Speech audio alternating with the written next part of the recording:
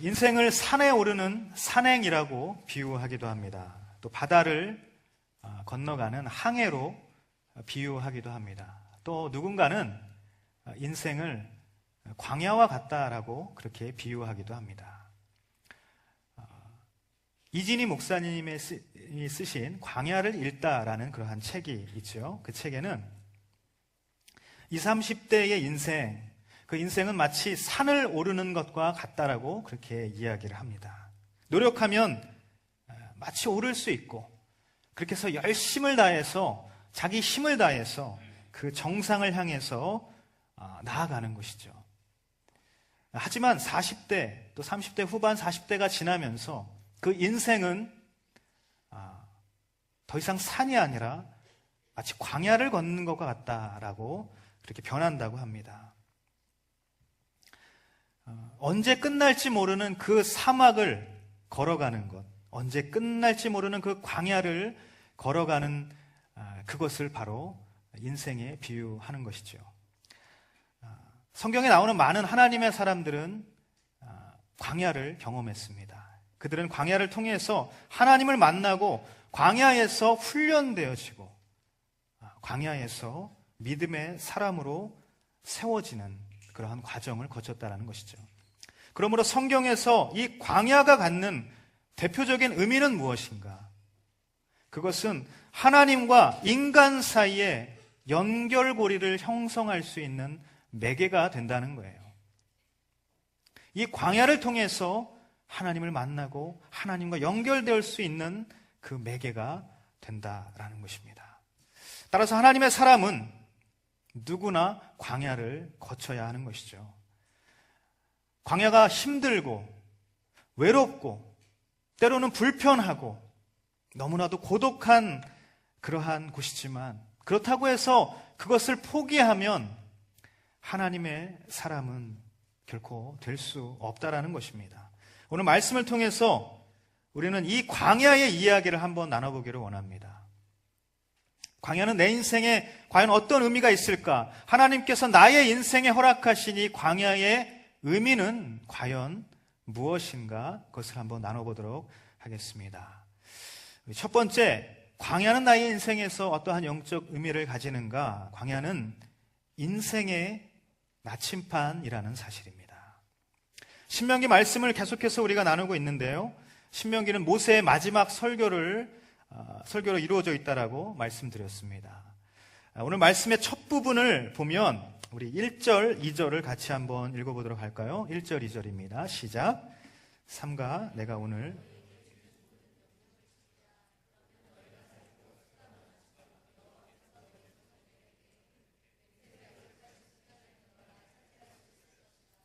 너희 하나님 여호와께서 40년 동안 광야에서 너희를 어떻게 이끄셨는지,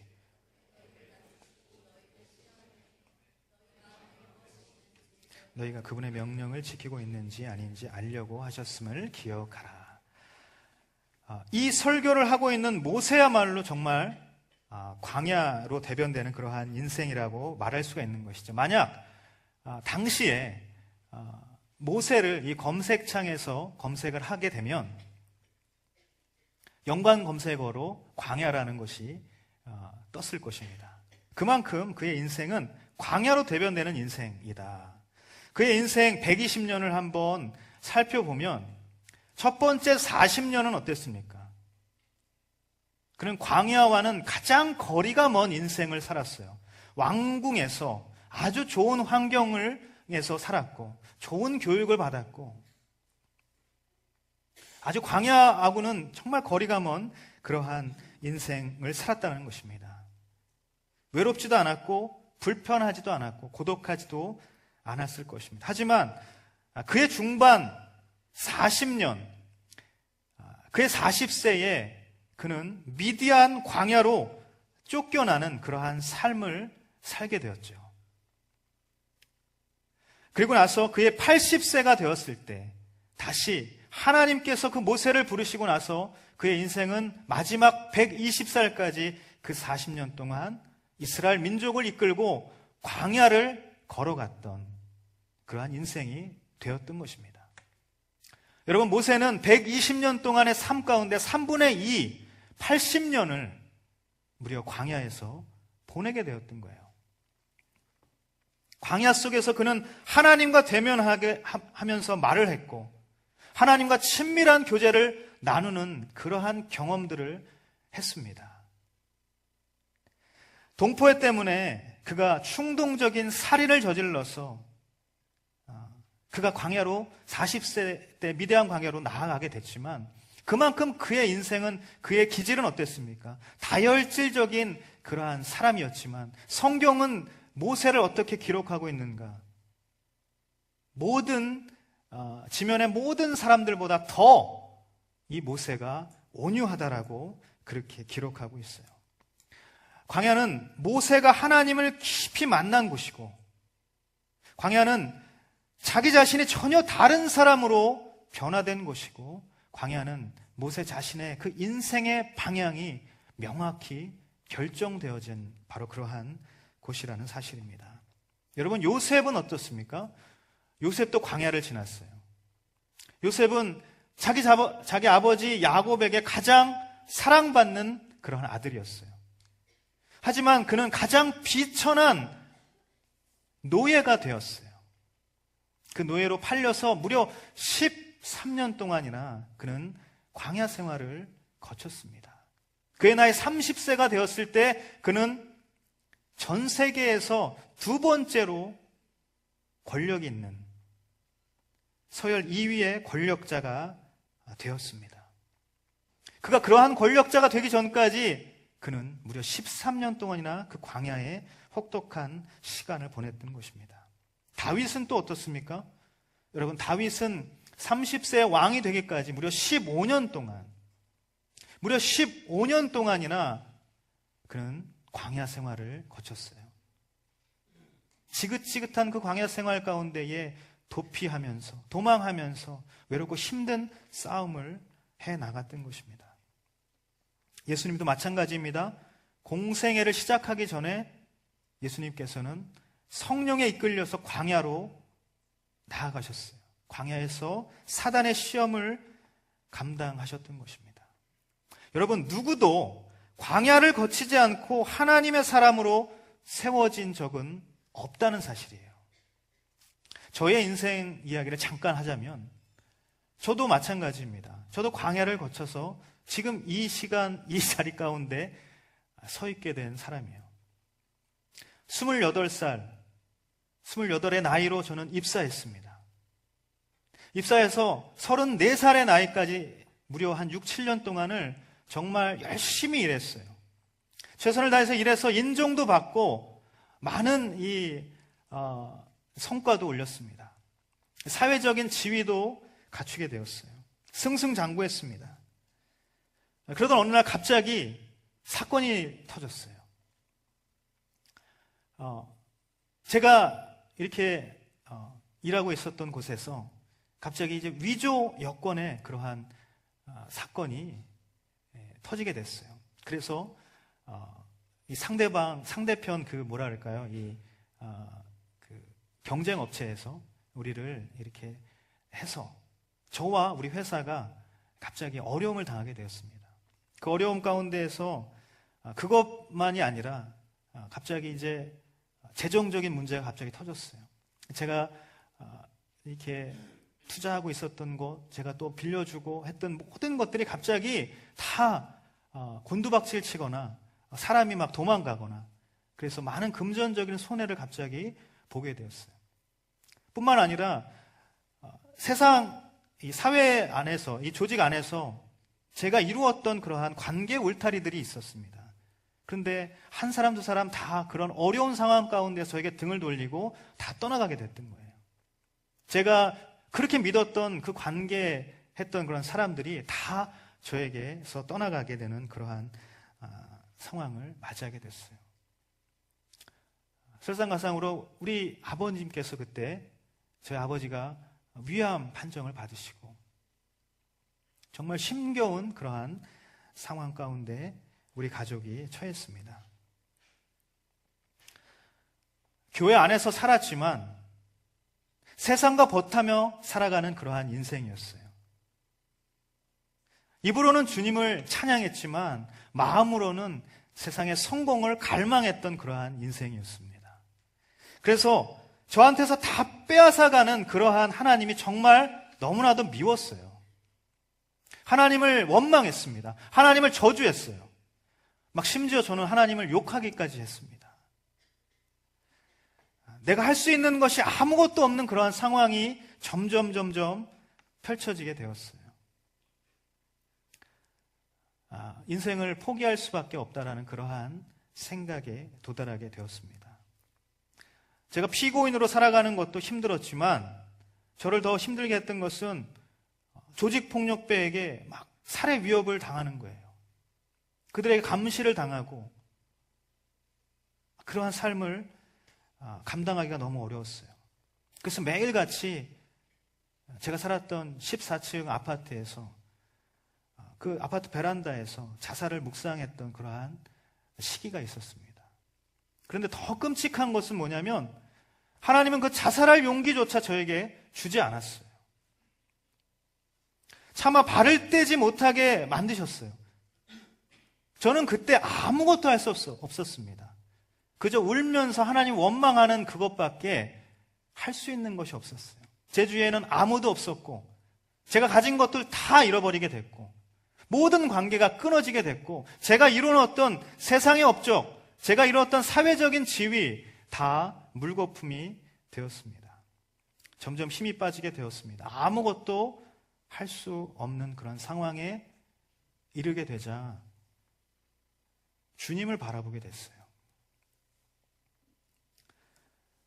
하루는 주님께서 저에게 나타나셨습니다. 가슴을 치면서 통곡하시는 그 주님의 모습을 저는 지금도 잊을 수가 없어요.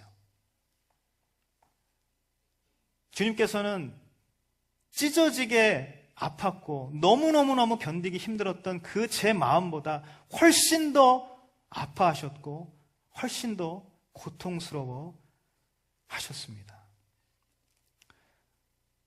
저는 그 주님을 만나게 되었던 거예요. 지금 생각해보면 아찔합니다. 나에게 그러한 광야의 시간이 없었다면 과연 나는 주님을 정말로 만날 수 있었을까? 나는 과연 변할 수 있었을까? 내 힘이 아니라 주님의 힘으로 살아가는 방법을 내가 깨달았었을까? 나는 하나님의 사람으로서 나의 인생을 다시 되돌릴 수 있었을까? 그렇게 주님을 생생하게 만난 바로 다음 날 기적적으로 수배 중이었던 사람이 붙잡히게 됐어요. 그 사람을 통해서 저의 무죄가 또 우리 회사의 그런 무혐의가 다 밝혀지게 됐어요. 무려 1년 반, 2년간의 그 지루한 그러한 사건, 끝이 보이지 않을 것 같고 해결되지 않을 것만 같았던 그러한 사건이 단 한순간에 종결되었습니다. 자유의 몸이 되었어요. 나를 감시하고 있었던 그러한 사람들조차 그 사건에서 잘 이렇게 상황이 마무리가 되고 또 해결이 되어서 더 이상 그들의 그러한 위협과 공갈로부터도 저는 자유롭게 되었어요.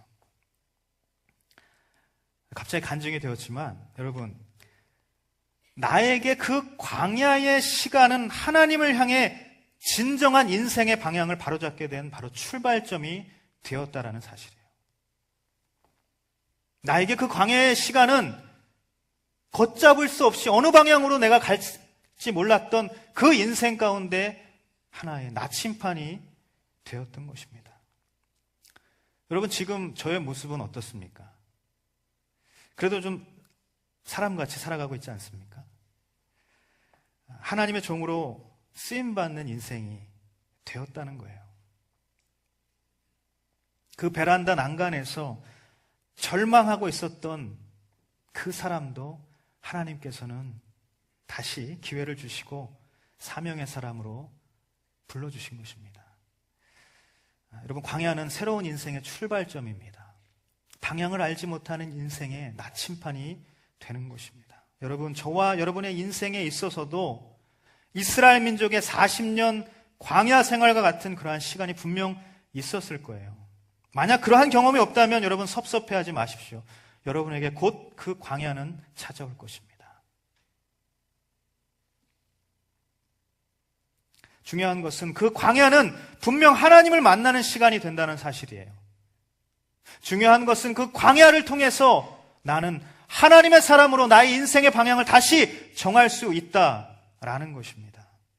오늘 본문에 너희 하나님 여호와께 40년 동안 광야에서 너희를 어떻게 이끄셨는지 기억하라라고 말씀하고 있어요. 광야는 하나님께서 이끄시는 공간이고 하나님께서 이끄시는 시간이 된다는 사실을 깨닫게 되기를 예수님의 이름으로 축원합니다. 지금 인생의 가장 혹독한 시기를 보내고 있는 그러한 사람들이 여기 있습니까? 외롭고 힘들고 고독하고 불편하고 그래서 혹시 하나님을 원망하고 하루하루 힘겹게 그렇게 보내고 있는 그러한 사람들 혹시 있습니까? 만약 그렇다면 당신은 분명 광야를 보내고 있는 거예요. 하지만 광야의 시간은 하나님을 원망할 시간이 아니라 하나님을 의지할 시간이라는 사실을 깨닫게 되시기를 바랍니다. 우리 민수기서 1장 1절 그리고 신명기서 1장 1절 두 절을 같이 한번 읽어볼까요? 시작.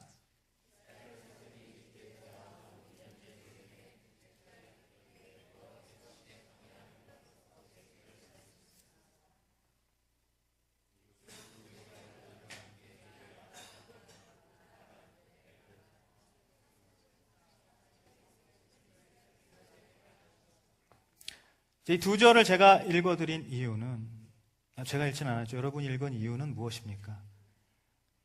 민수기서의 가장 첫 부분에서 신의 광야, 그 회막에서 하나님께서 말씀하셨다고 했어요. 신명기서 가장 첫 부분에 아라바 광야, 그 광야에서 말씀하셨다고 했어요. 신명기서든 민수기서든 하나님의 말씀이 바로 그 광야에 임했다. 그것으로부터 시작되는 성경이다라고 말씀하고 있는 거예요. 광야라는 그 단어의 히브리어는 무엇입니까? 미드바르라고 해요. 이 미드바르라는 라고 말을 하고 또 말하다, 말씀이라는 입술이라는 그 단어의 히브리어는 뭐냐면 다바르라고 합니다. 미드바르, 다바르 왠지 비슷하죠. 그것은 어원이 같기 때문이에요. 이 광야의 어원은 바로 말하다의 이 어원 다바르에서 온 것입니다. 광야는 분명 말씀이 있는 곳이에요. 미드바르는 다바르가 있는 곳이다라는 것입니다. 하나님을 원망할 시기가 아니라 하나님을 의지하고 하나님의 말씀 가운데 나아가는 그러한 시기이다. 그러한 공간이 된다라고 말씀하고 있는 것입니다. 여러분, 말씀을 의지하는 법을 배우시고 하나님의 말씀에 순종하는 배우는 것이, 순종하는 그 방법을 배우는 것이 바로 광야라는 사실이죠. 하나님의 말씀에 의지하고 순종하는 방법을 우리가 그 광야에서 배우게 될 때 우리의 삐뚤어진 인생의 방향을 하나님을 향해 바로잡게 되는 줄 믿습니다. 광야에서 하나님의 말씀을 만날 때 저와 여러분의 인생에서 그 말씀은 나침판이 될 것입니다. 인생의 갈피를 잡지 못하고 방향을 잃고 헤매고 있는 그러한 저와 여러분의 상황 가운데에서, 우리의 삶의 자리 가운데에서 광야는 인생의 나침판이 된다는 사실을 믿으시기를 예수님의 이름으로 축복합니다. 우리 두 번째, 우리의 인생에서 광야는 어떠한 영적인 의미가 있는 것인가? 두 번째는 광야는 믿음의 훈련소가 된다는 사실입니다. 그 광야를 통해서 하나님께 인생의 방향을 우리가 설정했어요. 그렇다면 그 다음은 무엇인가? 바로 훈련이라는 거예요. 무엇을 훈련하는가? 그것은 믿음입니다. 믿음이라는 것이 훈련으로 성장할 수 있는 것인가? 물론 그렇습니다. 믿음을 훈련시켜야 우리가 정해진 인생의 방향, 하나님께로 다시 우리의 인생의 방향을 정했으면 흔들리지 않고 우리가 그 길을 갈 수 있게 된다라는 것이죠. 오늘 본문에 만나의 교훈을 기록하고 있는데요. 본문 3절에서 5절 말씀을 같이 읽도록 하겠습니다. 시작.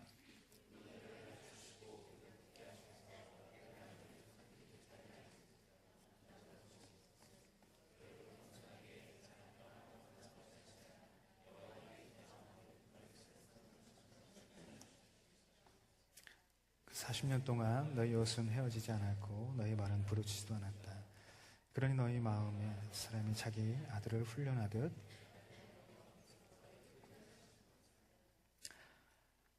출애굽 16장을 보면 이스라엘 민족이 출애굽한 지 한 달이 지나고 나서 원망하기 시작합니다. 너무나도 배가 고팠어요.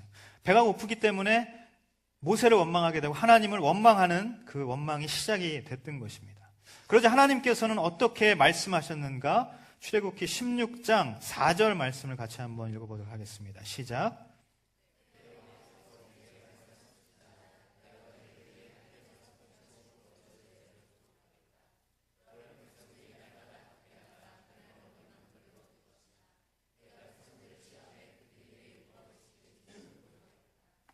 아멘.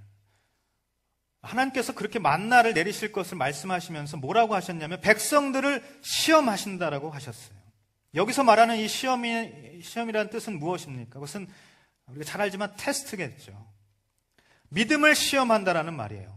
하나님의 말씀을 믿는지 아니면 믿지 않고 만나를 비축할 것인지를 시험하겠다라는 말이죠. 하루 이상의 분량을 거두면 그것은 썩어서 구더기가 쌓이게 된다라고 그렇게 성경은 기록하고 있습니다. 그것은 하나님께서 매일 필요한 공급을 하신다라는 그 믿음을 갖게 하는 그러한 훈련의 일환이었다는 거예요. 만나를 비축해야만 내가 살 것 같았지만 결국 하나님의 말씀대로 따라야 살 수 있음을 깨닫게 하는 그러한 훈련이 된다는 사실입니다. 여러분, 만나의 교훈은 바로 그러한 거예요. 마찬가지입니다. 우리의 인생의 방향을 정했다 하더라도 우리의 매 순간 찾아오는 하나님의 시험을 통해서 우리는 말씀을 따르는 믿음의 훈련을 받게 된다는 거예요. 내일 또 만나를 내려주실 하나님을 신뢰할 것인가? 아니면 어떻게 될지 모르는 내일을 위해서 오늘의 만나를 쌓아둘 것인가? 그런데 중요한 것은 어차피 이 만나 자체가 하나님의 은혜임을 우리는 기억해야 된다는 거예요. 하나님의 은혜를 오늘은 받았지만 내일은 장담할 수 없다면 애초에 그 은혜는 은혜가 아니라 우연이고 요행이 되는 것 아니겠습니까? 여러분, 믿음은 오늘 주신 은혜가 내일도 임할 것을 믿는 것입니다. 오늘 주신 은혜가 있는데 내일은 임할지 아닐지 그것을 믿지 못해서 그렇게 살아가는 것이 어떻게 믿음이라고 이야기할 수 있겠습니까?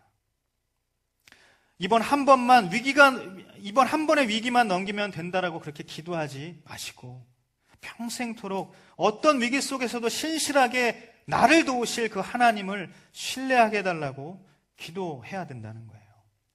이번만 내가 시험에 합격하게 해달라고 기도하지 말고 평생토록 어떤 시험을 당한다 하더라도 능히 감당하게 하실 그 하나님을 내가 믿게 해달라고 그렇게 기도해야 한다는 것입니다.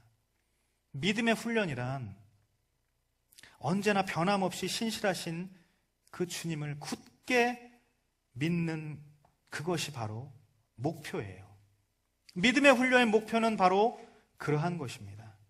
옷이 헤어지지도 않았고 발이 부르트지도 않았다라고 그렇게 성경은 기록하고 있습니다. 40년 동안 한 벌로 버텼음에도 불구하고 헤어지지 않았다라는 말일까요? 그렇지 않아요. 하나님께서는 계속해서 그 옷이 없도록 하지 않고 계속해서 입을 수 있도록 공급해 주셨다라는 것입니다.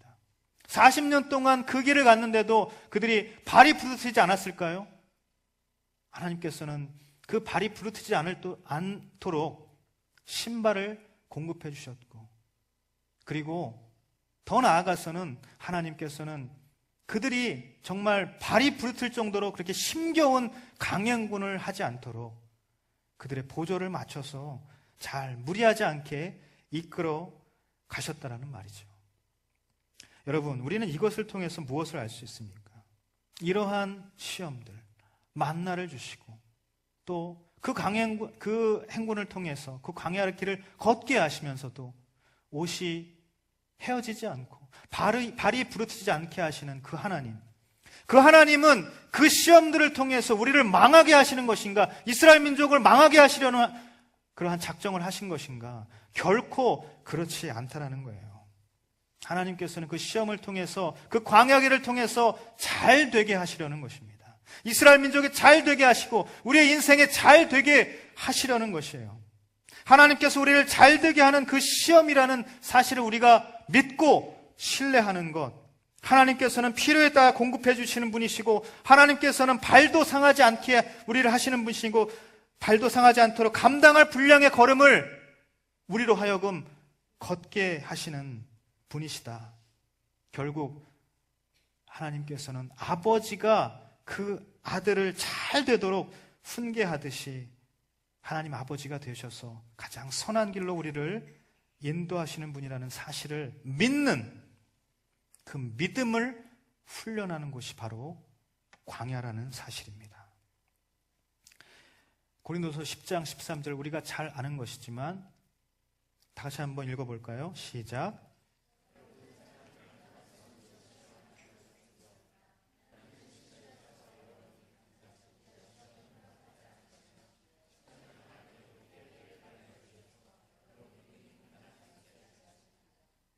하나님은 미쁘사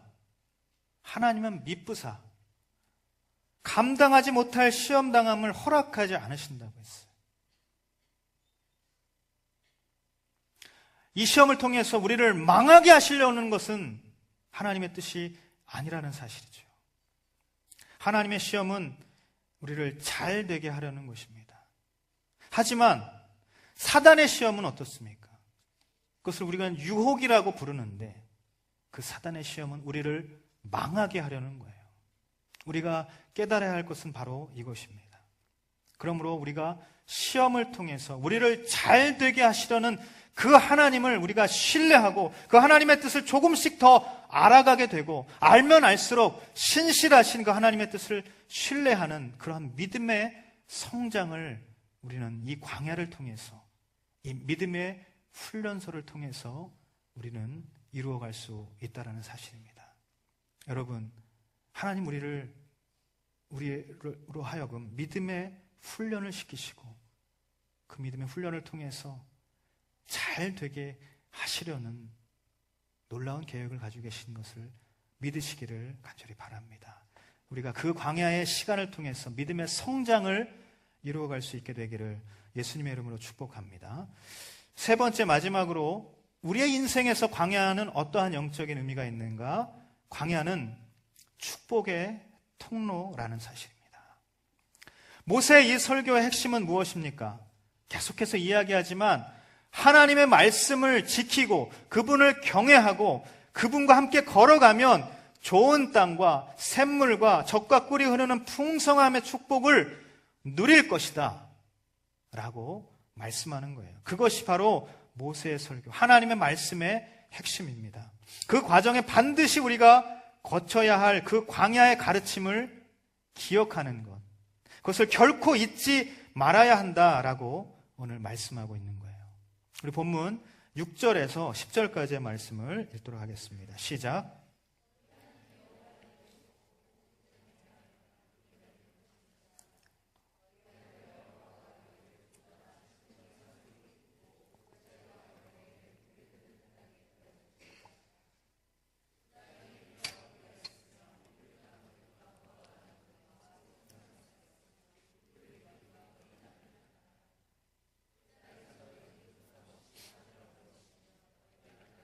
아무것도 모자라는 것이 없을 것이다. 그 땅의 바위들은 철이고 너희 상에서 청동을 캘 것이다. 너희가 먹고 배부를 때 그분이 너희에게 주신 그 땅을 두고 너희 하나님 여호와를 찬양하라. 아멘.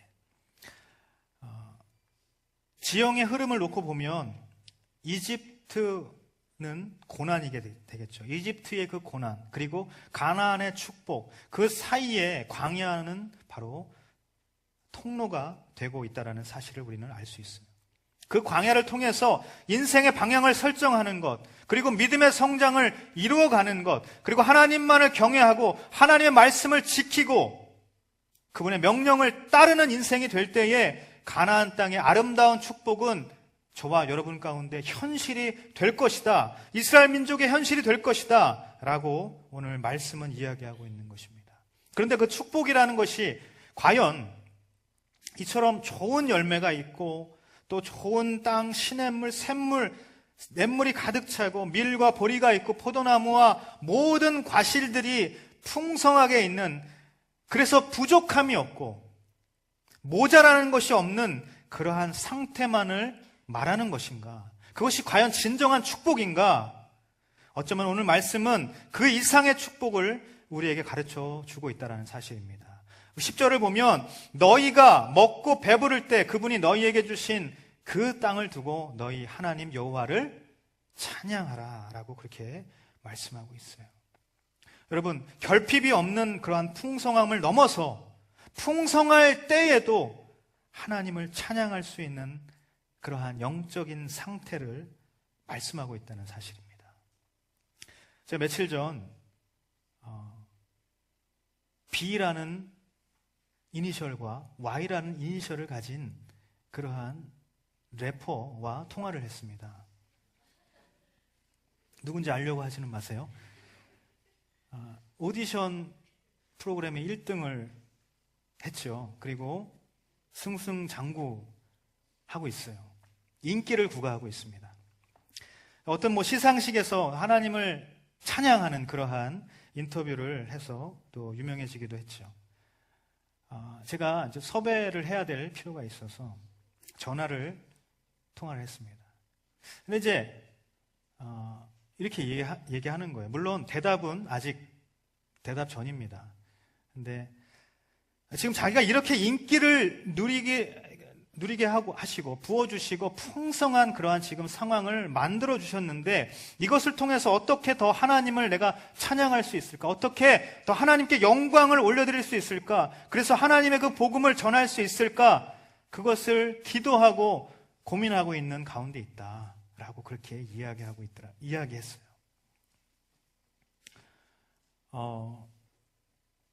그래서 지금 앨범에 전념하고 계속해서 기도하면서 그 B라는 이니셜과 Y라는 이니셜을 가진 그 한 사람을 위해서 많은 중보 기도자들이 있다고 해요. 그래서 지금도 계속해서 중보를 하고 있다고 합니다. 저는 그 이야기를 들었을 때 참 감명을 받았습니다. 정말 인생 가운데 하나님께서 놀라운 축복을 부어주셨어요. 물론 그 인생에 광야가 있었죠. 광야의 시간이 분명히 있었지만 그 시간을 통해서 광야가 축복의 통로가 되었음을 그는 깨닫게 되고 그는 지금 노래로, 랩으로 그것을 간증하고 찬양하고 있다는 거예요. 단지 정말 높은 자리에 오르고 약속의 땅에 이르게 된 그 축복에 머무르지 않고 먹고 배부를 수 있는, 지금 풍성하게 누릴 수 있는 이 상황 가운데서 더욱 하나님을 찬양하고자, 더욱 하나님을 위해서 살고자 노력하는 그러한 삶의 모습을 통해서 저는 감명을 받았습니다. 여러분, 풍성한 축복이 지금의 우리의 광야를 걷고 있는 이 시기가 끝나면 반드시 우리에게 주어질 것입니다. 그러나 그 축복이 거기서 끝나지 않도록 계속해서 우리는 하나님을 더욱더 깊이 찬양하고 하나님 더욱더 영광 올려드리는 그러한 인생이 되어야 한다는 거예요. 사랑하는 여러분, 지금 광야를 걷고 있습니까? 혹독한 광야를 지나고 있습니까? 오늘 말씀을 통해서 광야가 결코 끝이 아님을 깨닫게 되기를 주님의 이름으로 축복합니다. 가나안 땅으로 가는 길목에 있을 뿐이라는 사실, 그 사실을 우리가 깨달아야 하는 거예요. 그러므로 지금 처한 광야와 같은 이 상황과 현실은 훗날 더 큰 축복으로 다가올 자산이 되고, 그 축복으로 말미암아서 저와 여러분의 인생은 하나님을 찬양할 수 있는 인생, 하나님께 감사를 올려드릴 수 있는 인생이 되는 것입니다. 그러므로 지금 광야에 있는 우리가 감사할 수 있는 이유는 분명 있는 것입니다. 여러분, 광야는 인생의 나침판이 되는 거예요. 나의 인생의 방향이 어디를 가리키고 있는지, 내가 지금 어디에 있는지 모를 때에 우리는 광야에서 하나님을 의지하고 순종하는 방법을 가르쳐주는 나침판을 발견하게 되는 것입니다. 여러분, 광야는 믿음의 훈련소가 되는 것입니다. 하나님을 향한 방향성이 흔들리지 않고 치우치지 않고 그 관역을 정조준해서 계속해서 갈 수 있는 것은 하나님을 향한 믿음이라는 사실이에요. 그 믿음을 시험을 통해서 훈련받게 되는 것입니다. 그러므로 여러분, 두려워하지 않고 감사함으로 훈련에 임할 수 있게 되기를 바랍니다. 시험의 인내가, 시험의 그 환난이 여러분으로 하여금 인내를 만들어내고, 그 인내가 여러분을 더욱더 훈련받을 수 있는 훈련의 연단으로 이어지고, 그 훈련의 연단을 통해서 우리는 소망을 발견하게 되는 것입니다. 욥의 고백처럼 그가 나를 단련하신 후에는 내가 정금같이 나올 수 있는 곳이 바로 광야인 것입니다. 여러분, 광야는 축복의 통로가 되는 것입니다. 광야의 끝은 약속의 축복과 맞닿아 있습니다. 광야는 결코 끝이 아닙니다. 광야는 축복의 시작이 될 수 있어요. 그러나 우리가 그 축복의 풍성한 축복에 통해서도, 그 축복 속에서도 더욱 주를 찬양함을 멈추지 않을 때에 우리는 그 축복의 통로에서 막히지 않고 계속해서 그 통로를 흘려보낼 수 있게 되는 것입니다. 지금 광야입니까? 우리는 감사할 수 있는 아주 많은 이유가 있습니다. 하나님의 선하심을 그 광야를 통해서 우리는 경험할 수 있습니다. 베드로전서 5장 10절, 모든 은혜의 하나님 곧 그리스도 안에서 너희를 부르사 자기의 영원한 영광에 들어가게 하신 이가 곧 잠깐 고난을 당한 너희를 친히 온전하게 하시고 굳건하게 하시고 강하게 하시고 털을 견고하게 하시리라. 할렐루야. 이 모든 것이 잘되게 하시려는 그 하나님의 계획 속에 있음을 우리가 깨닫게 되기를 바랍니다. 우리는 그러므로 감사할 수 있게 되는 것이죠. 하나님을 찬양하는 그러한 저와 여러분의 인생이 되기를 예수님의 이름으로 축원합니다. 광야, 지금 바로 저와 여러분의 축복의 통로가 되고 우리의 인생의 나침판이 되고 우리의 믿음을 성장시킬 수 있는 아름다운 훈련소가 된다는 사실을 믿으시기를 간절히 바랍니다.